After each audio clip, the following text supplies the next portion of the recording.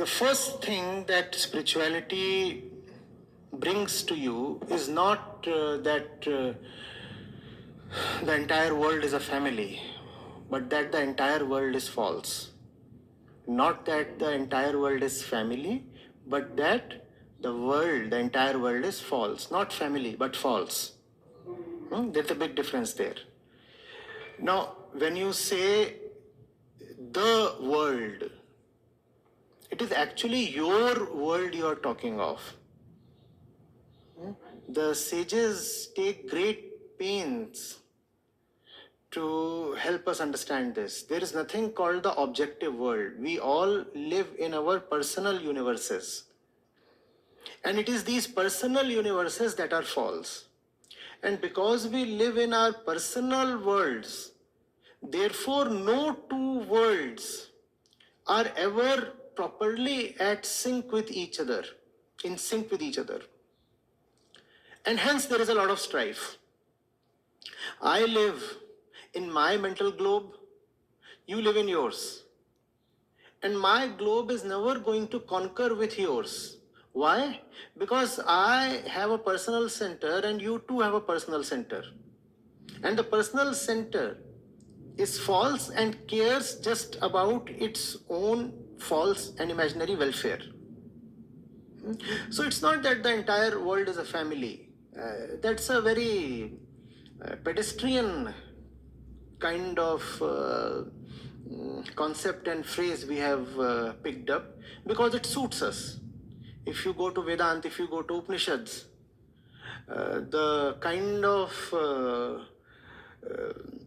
declarations you find there are far deeper, far richer,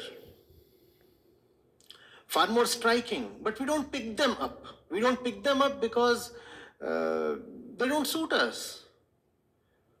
First of all, we don't understand them. All right. And if ever accidentally we do get to understand, we find them scary. We find them scary because they reveal to us the falseness of our concepts, our very life itself.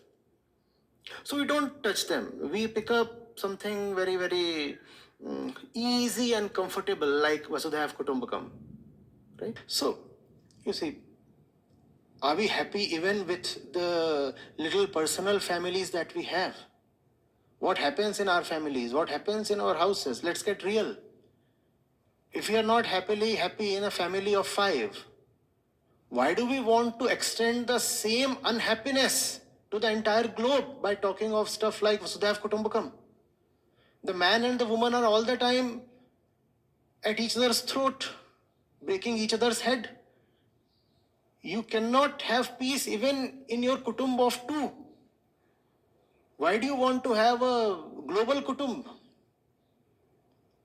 But it sounds so nice. And then from high platforms and very respectable fora, such things are uttered. And they are totally meaningless, mean nothing at all. Why? Because we have never had the time to really go into spirituality. And as was said by our respectable friend in the opening address, Advaita Vedanta is at the core of all religious streams. We have never had the time to study Vedanta.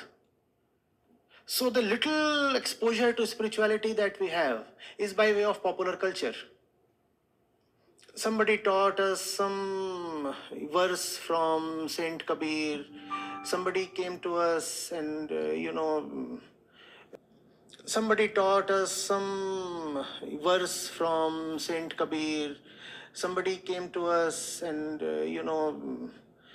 we accidentally heard something from the Ramcharitmanas. Upanishads, obviously they are in Sanskrit, so we not even accidentally got to hear them. So, and that's where we stand, you see. In the name of spirituality, all we do is pay lip service. You go to, without understanding even 1% of what Vedanta is about. I request that let's please initiate a course on Vedanta. But I also have one thing, without we feeling oneness, How can we gonna face the global challenges that we are facing today? But but you do not know the one you are. How will you feel oneness with the one that the other is? So spirituality, what is the scope of spirituality in this case then? First of all, know the one you are. Oneness with the other is a far-fetched thing. Then we have Obviously, the moment you search for yourself, you find all that which keeps you divided and distinct from the other. You not only find that, but you also find that it is false. And with that discovery, oneness is established on its own. You do not have to search or strive for it. Oneness is not an accomplishment in the outer direction. Oneness is a discovery within. You have to look into yourself. You cannot remaining deluded and torn within. You cannot go to your neighbor's house and hug him and say, now the two of us are one. That will be meaningless. No. No. That's again not something entirely true. Please understand. Some of the greatest saints we have had came from very impoverished backgrounds. So it's not as if the person is poor, he cannot have an internal dimension. In fact, I face it daily these days that it is probably equally difficult to turn inwards when you are affluent. Why? Because now there is so much at stake. When you go inwards, what you discover is that all this that you have collected is not of much use. Rather, it has been quite a lot about your life and time and effort gone waste. And accepting that is a big blow to the ego. So you don't want to accept that because now you've raised your stakes. When you don't have much, then it's easy to discard what you have. Don't you see that, please? If you do not have much, isn't it rather easy for you to discard what you have? What if you have spent 70 years accumulating all the trivia from the world and considering yourself very rich?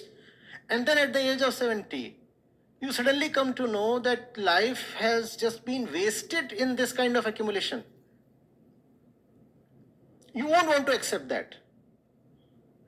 That's the reason, whether you are talking of Saint Dadu Dayal, Saint Garib Das, obviously the greatly venerated Saint Kabir and Saint Raidas, do you think they came from rich backgrounds? In fact, the truth is opposite. Those who came from rich backgrounds actually gave up what they had to go to the jungle. We are talking of Siddharth Gautam and Vardhaman Mahavir here. So it's not that first of all you need to be full and then you can pursue spirituality. Please remember, man is never going to be full. And if you keep waiting for that day, you will keep waiting. So start from where you are. If you keep saying when the conditions are ripe, then I'll venture inwards. Rest assured, the conditions will never be ripe. And the last day will come